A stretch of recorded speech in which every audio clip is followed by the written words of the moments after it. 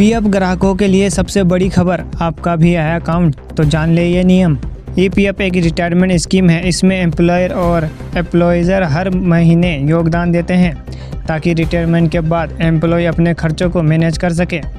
वैसे तो ये एक रिटायरमेंट इन्वेस्टमेंट प्लान है जिसमें एक तय उम्र के बाद विड्रॉ की सुविधा दी गई है, लेकिन मेडिकल इमरजेंसी, होम लोन, शादी या शिक्षा जैसे ज़रूरी खर्चों को मैनेज करने के लिए कर्मचारी पहले भी डिपॉजिट के लिए कुछ हिस्सों को विड्रॉ कर सकते हैं। आइए जानते हैं कि ईपीएफ विड्रॉ करने के लिए नियम व शर्तें क्या हैं। पहले जान लेते हैं अगर आप बेरोजगार हैं तो।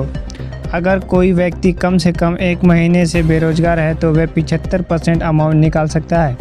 अगर कोई व्यक्ति 2 महीने या उससे ज़्यादा समय से बेरोजगार है वह पूरा अमाउंट निकाल सकते हैं। अब जानते हैं प्रीमैच्योर विड्रॉल क्या है। अकाउंट खुलने के 5 साल के भीतर प्राइवेट फंड के किए गए विड्रॉल पर टैक्स लगेगा। हालांकि आप 50,000 रुपये से कम निकालते हैं तो कोई टीडीएस नहीं लगेगा, लेकिन इस दौरान अगर आप 50,000 से ज़्यादा निकालते हैं तो टीडीएस लगेगा।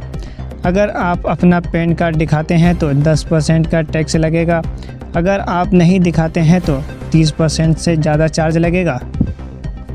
आइए जानते हैं नौकरी बदलने पर क्या होगा। नौकरी बदलने पर आपको अपने पिछले पीएफ बैलेंस को तुरंत अपने अकाउंट में ट्रांसफ़र करने की ज़रूरत नहीं होती है। आपका यूनिवर्सल अकाउंट यानी कि यूएएन नंबर एक्टिव होने और ज़रूरी कागजात जमा होने के बाद ट्रांसफ़र प्रोग्रेस शुरू हो सकता है। अब जानते हैं रिटायरमेंट के बाद विड्रॉल कैसे लें।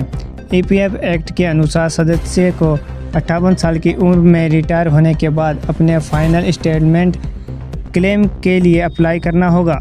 अगर सदस्य के 10 साल से ज़्यादा समय तक सर्विस जारी रखी है तो वह ईपीएफ अकाउंट के लिए पात्र होता है।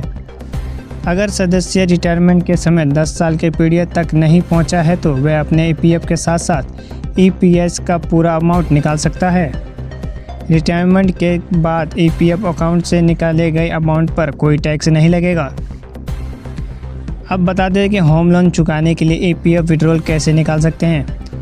ईपीएफ सदस्य अकाउंट खोलने के 3 साल बाद अपने अमाउंट में जमा फंड को इस्तेमाल अपना घर खरीदने के लिए कर सकते हैं।